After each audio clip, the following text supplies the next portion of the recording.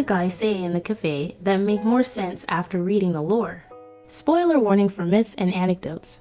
Part 2. Zayne.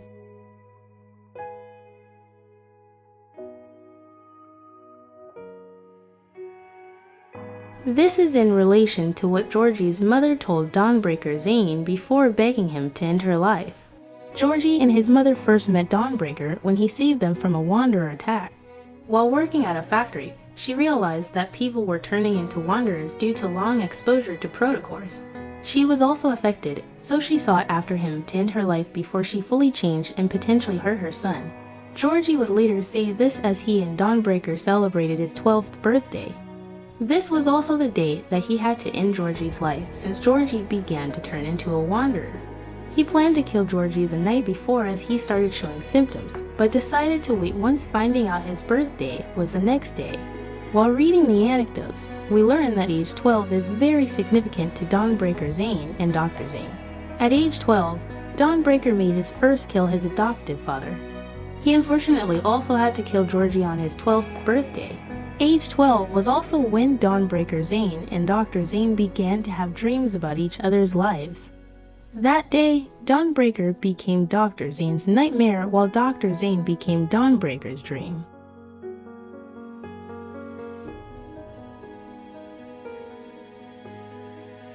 In comparison to Dr. Zayne, Dawnbreaker has a very difficult life.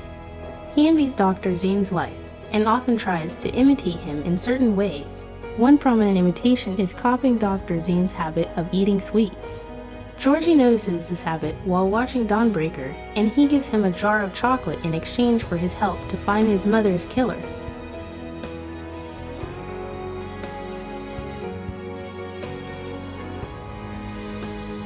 Zayne Doctor is connected to Zayne Dawnbreaker through his nightmares. In these nightmares, Dr. Zayne sees Dawnbreaker as the Grim Reaper. We know that in the different timelines, people have turned into wanderers. His friend William, unfortunately, was in the process of becoming one at the end of their mission on Mount Eternal. The knowledge of people turning into wanderers is not common. Making it public would cause lots of panic.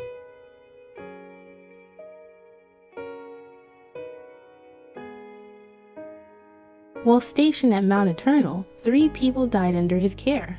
As a doctor, he is of course determined to save everyone even if it is not possible. He is also known to sacrifice his own health to save others. He went days without sleep due to the high influx of patients needing urgent surgery. We also get to see how he contrasts to Dawnbreaker. Dr. Zayne used his evil to try to save William, while Dawnbreaker would use his to end his suffering. Unfortunately, Zayne would find himself in Dawnbreaker's shoes since he could not save William.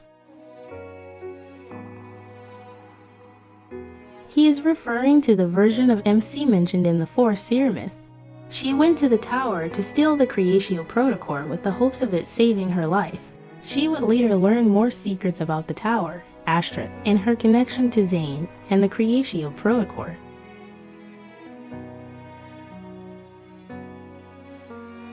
In the 4th seer myth, Zayne agreed to let MC leave with her life if she was able to successfully get the jasmine to bloom. At the time, MC didn't understand why the flower was so important to him, but she agreed to try for the sole purpose of getting the Creatio Protocore. I hope that this video helped to clear up a few things regarding Zayne's lore. If you would like to see more lore-related videos, then make sure to follow so you will be up to date on the next video post. The next video will cover Raphael's interactions and lore.